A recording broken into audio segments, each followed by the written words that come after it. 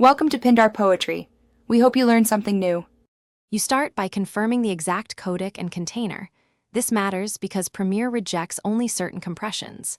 Open your file in a media inspector or QuickTime and note codec, bit depth, and frame rate.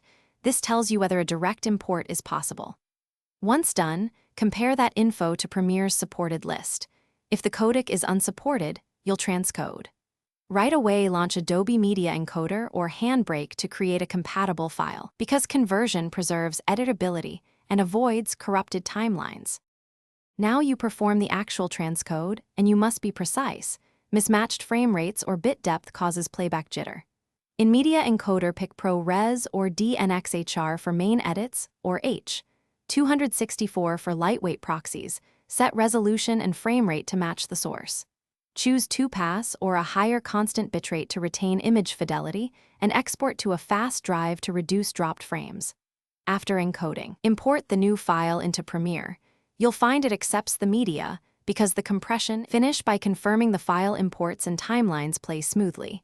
If you still see the unsupported compression error, clear Premiere's media cache and restart the app. This removes stale codec data. If problems persist, create a fresh project and use new sequence from clip to force a match. As a final check, verify the original file isn't corrupted by opening it in VLC or running a checksum. If corrupted, re-export from the source or request a clean copy. This solves most remaining failures. Thanks for watching. Consider subscribing if we helped you.